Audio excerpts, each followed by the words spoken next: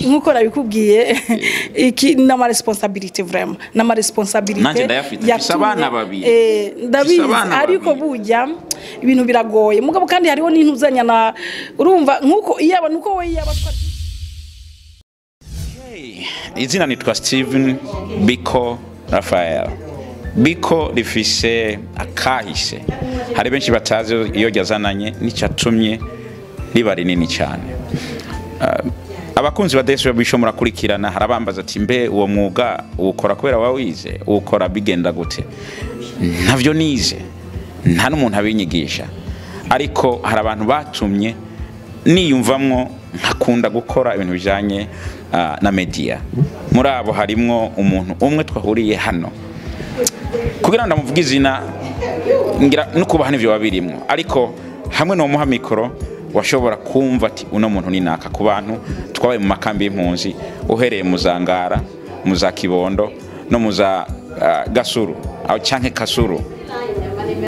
Nice to see you again. Oh my gosh. Ninde turiko turavuga? Ego murakoze jewe nitwa Jacqueline Ndayiziga. Ego nitwa Jacqueline Ndayiziga nk'abandi duhuriye n'uyu muntu twaherukana kera cyane. Twaherukana kera cyane cy'imyaka ingahe ishika kuri 13. I think almost 14 no, I think 13. Yes, 13.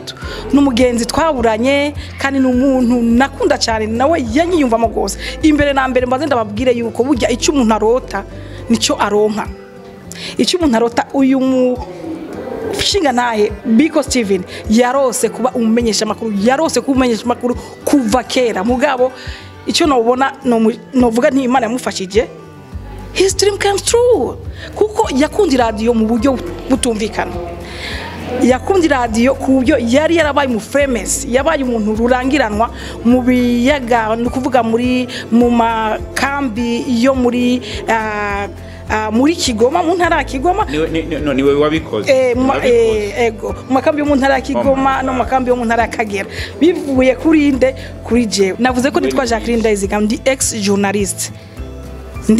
journalist ndi umumenyesha makuru nabaye umumenyesha makuru ariko sinovuga yuko uburyo umwuga nta utumwuga nubu ndashobora kubikora kandi nubu biracandimwe kuko umwuga ntago nibavuga ngo umwuga ntupfa kuko nubu ndacabikora rimwe na rimwe ndosa kanya nari umumenyesha makuru wa radio Kwizera abayizi yari mu karere k'ibiyaga bigari hariya mu karere nubiracahari iyo radio nakora mu gisata cy'ikirundi n'igifaransa nkaba natangaza nkaba nari producer nategura ibiganiro by'abana ibiganiro by'ugwaruka ibiganiro byo kuremesha abagwayi n'ibiganiro by'abakenyezi nkacamba nkategura n'ikiganiro cy'inkino muri umigene nari umusportif nuko ubunashaje nuko urumva rero ibyo nivyo biganiro nagira hanyuma uretse ibyo biganiro nagira kuri radio Kwizera nkaba nari ndi numwe mu ba journaliste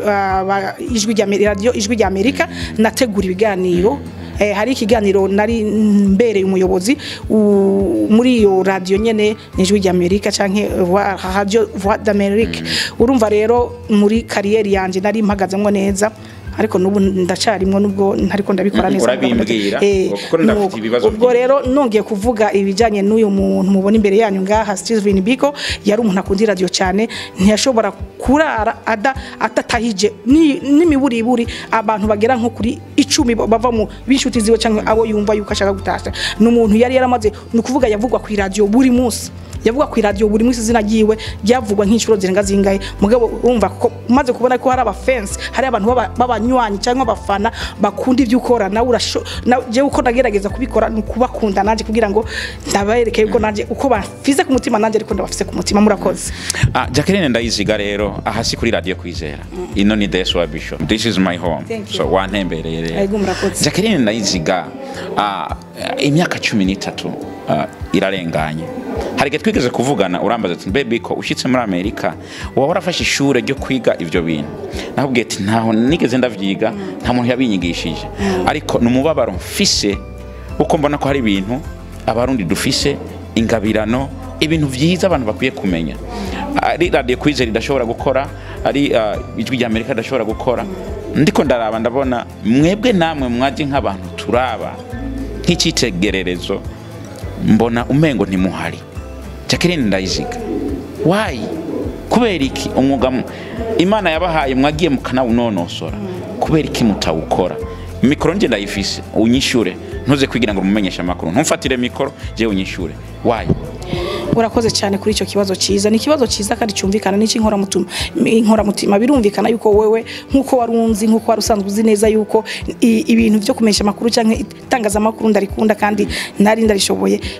Icyo kibazo barakimbagije n'ukuri, nongere ndakivugire nga nongere nsubize ndagusubiza n'abandi bariko baranyumvira. Ego byarashise yuko urabizi uvuye mu gihugu cy'amavukiro cyangwa uvuye mu gihugu cyawe, uvuye aho wari ubaye uzi neza yuko atabintu byinshi by'ibibazo, atabintu byinshi by'ingorane, ubuzima buroroha bikaguha nakanya cyangwa akaryo ko gushobora gukora ibindi bintu harimo kugira ama formation, kwiga kugira. Ariko je maze kugira no muri iki gihugu naragize ama challenges menshi, ubuzima bwarahindutse. Par exemple ubuzima bwarahindutse, najefise umwana nategezwa kumugwanaho, nategezwa kuri amabir, nategezwa kuri ibintu byinshi, ibyo byarashoboye kuncine, ntago byancintege ariko byarambujije gatonya kuca mbandanya n'ivyo noba nariko ndiyumvira gukora muri kazoza. Ariko nta is not too late, bavuga ngo education is ntabwo igira iherezo.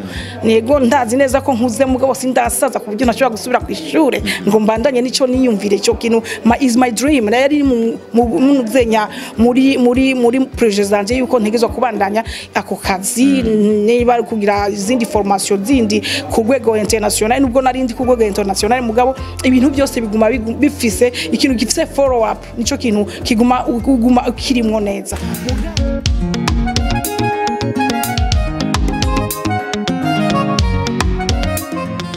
The SYB Show ihari kubwa Burundian community everywhere, every corner around the world. Ikibazo cyabona kwikiwishiye n'ukuri byarangoye sinokubesha, ni nkaho narabaye narasinziriye nkuko ukunda kubivuga gatoya naribuze, ariko byose ni Imana. No, murambabaza abantu mukurikirana The SYB Show, aba bantu ntegerezwa kubavuga kugira ngo mumfashe. Hariho wewe, hariho Juma Nkurunziza, abantu bakora kuri radio Kwizera, hariho abari muri Australia, Hilary Bucumi, hariho David, yeah. Nimwe abantu twarahaba makambi, uhari ubuzima twari tuvuyemwo.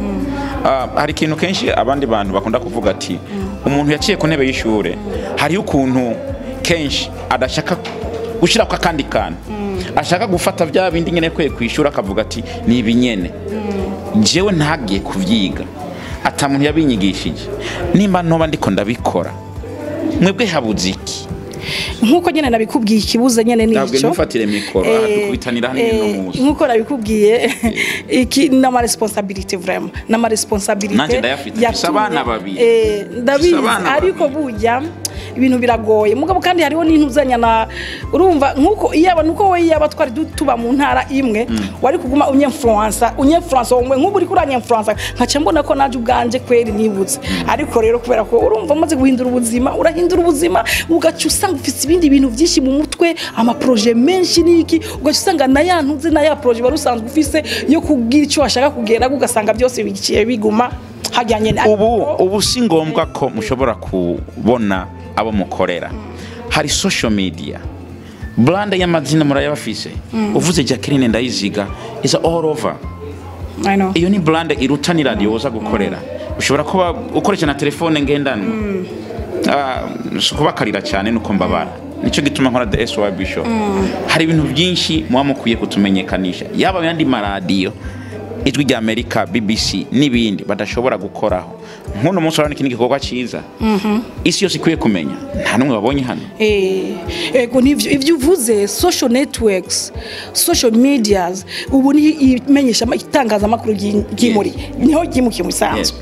ivyo birashoboka ivyo sinashoboka ivyo birashoboka ubitangazamakuru ryavuye ku rundi rwego ruja mbere byari ibintu twakora tudafise ama chances menshi yo kugira ngo tumenyekanishe n'ivyo turiko mugabo social medias canke networks umuntu ashobora kumenyesha amakuru online TVs nk'akararo nk'ivyo uri kurakora njewe ndaguhaye congratulations kwanza ubundi bugira kangahe. Thank you. You are the best kuko ikintu uri kurakora ahubwo nanje cye nibona isoni murakoze. urumva ngo yibonye isoni ariko ni umuvyeyi wacu nta kibazo. Hanyuma rero reka tuje mu vya tuzanye hano aho nimba kinjiye nawe wewe bishike nka Juma Nkurunziza no kuri sinzi ngo ari mbe arabaho ari muri Canada Ottawa muravugana oya ntituvugana n'ukuri twigeze kuvugana gake ariko ubu ndiza ko buri wese yagiye mu bindi I don't know ariko nimba ryo mubwira arashobora kuzohora nino video. Juma Nkurunziza wamubonye Steven Biko urazi neza ko yari umugenzi wacu yari umufana wacu yari umuntu twakunda gose nawe yakunda radio Kwizera wumvise ubutumwa yamaye ndibaza yuko nubwo butumwa yamaye nawe bukuraba. Oh my god reka tugere mu vyatuzanye hano muri BDUSA wisanga uriyo narumvise kuje menga sinzi ibintu ujejwe nibyo kumenyekanisha canke nibyo oya jewe ndumwe mu barongozi b'abakenyezi mu rwego rwa federal. Aha turabona mu byo twarimwo hariya menga habaye gukubitana cyane ariko biraja mu buryo BDUSA bivanye na experience ufise mu bintu byinshi bitandukanye uyifatiye BDUSA mu bisanzwe icambe novuga urabona ni organisation shasha ni organisation ikivuka uyoya mugabo nkuko musanzwe mubizi bavuga ngo intangira gora igihe cyose uko intango igora niyo mpamvu mubona yuko ibintu turiko turakora harimo ibintu byinshi tugenda abantu bagenda batumvikana mugabo ku bantu babona kure abantu baraba neza ibijanye n'amashira hamwe matuma tingera tangura niyo abari kwaraja BDUSA ni long term projects ni kintu kitanguye ari gitonya mugabo ni kintu turiko turakorera twebwe nyene abana n'abuzukuru bacu mugabo you never know iri organisation izoba nini gusumba uko abantu bavyumvira kuburyo izongirira kamaro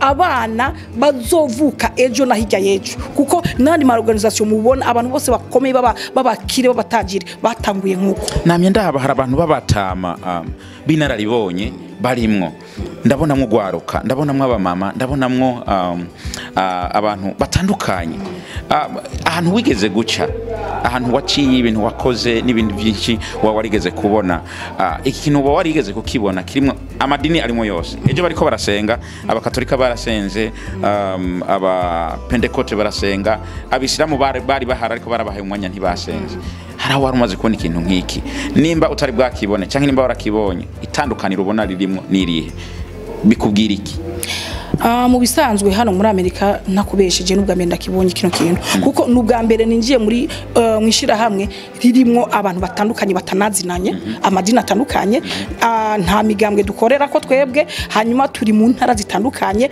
turi mu mici itandukanye hariho abakuze hariho turasumbana imyaka hari ugwaruka nico kintu cyashimishije ubwa mbere harimo ugwaruka ico kintu cyankoze ku mutima avuga ati ni byiza yuko ugwaruka nago urabona yuko ibintu abavyeyi babo canke abavyeyi babo ibyo bari ko barakora yuko ari ikintu cy'inkora mutima ku buryo bavyitabira ahubwo abo ugo gwaruka buri ngaha n'abambasaderi babandi uri gwaruka basigaye inyuma basigaye muhira ndibaza yuko inyuma y'inama tuzoronka ugwaruka bwinshi gusumba ubwo twabonye no munsi kandi rero akaba ari cyo kintu cyambere jewe nshima mvuga ati nico kintu cyambere mbonye kinini jewe gihuza abantu bangana gutya sinari bwabone abantu b'abarundi ego duhura mu minsi mikuru ugasanga ni benshi mugabo bafite ikintu kimwe intego imwe canke intumbero imwe yo gushikana BDUSA cyangwa ishiramwe ryabo ahantu kure cyane ni ikintu cyo kwishimira cyane namye ndaba nubwo ntazi ibintu by'amoko jewe ntavyo nzi sinzi ngo nibiki sinzi ngo byifashe gute namye ndamenga ibintu by'amoko navyo ntibirimo nta kintu cyuko nta bwoko buri ngaha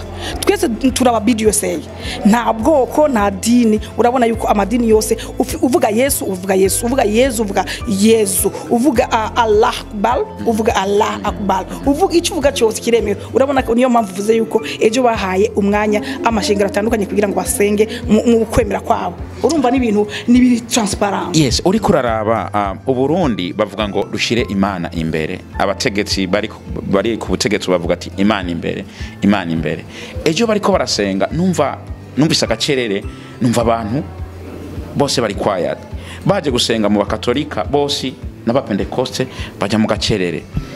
Vyoba ari vyo ko abarundi Imana iri imbere mu byo bakora byose, uhereye mu Burundi naho turi hano birumvikana kandi biranagaragara. Urabona isengesho nico kintu kinini, nta muntu nibaza yuko ashobora kuvuga ko Imana ari ikintu adashobora guha agaciro. Hano BDUSA harimo abavuga butumwa, harimo abantu baba imamu sinzi kumbure, harimo abasilamu bazi ibintu by'idini cyane, harimo aba reverend, harimo nukuvuga harimo abantu benshi bari mu ntuze bafite ukwemera kumwe kuboneka iko hejuru cyane. Urumva rero n'abantu basanzwe abanyonyi basanzwe urabona ko nabyo babyubahiriza. Iyo bavuze atagacerere na gacerere, iyo bavuze gusenga buri wese urabona yuko yabihaye agaciro, bigaca biboneka rero yuko buri muntu wese amuririshira mu BDUSA ashira Imana imbere, kandi ahari Imana ibintu byose bigenda neza. Komera abarundi mwadukurikiranye, uyu niwe yatumye izina Biko rimenyekana ndetse maze gushika muri Amerika kubera ryamenyekanye cyane cyandarishira no ku byangombwa byanje. Ubu rero Biko ntabwo ari ritazira, ni official, ni my nickname. So warakoze cyane gutuma abantu babimenya, twongeye guhura, Imana yabikoze. So wakoze no kukanyuduhaye. Urakoze cyane nawe kuri aka kanyumaye. Hanyuma iyi radio yanyu no kuri ni online TV. Ni show ntabwo ari maze kubigira TV ko. Okay, ni show jewe ndayikurikirana kuri ntuzenya kuri tune yani kuri ntuzenya YouTube. No ntabwo ari kuri ni okay ya kuri YouTube. Yes, kuri YouTube ukora ibikora inka. Congratulations and keep kandi ibikora inka ntavyo ndabona, uzobinyere kundi munsi. Murakoze cyane mwebwe madukurikiranye.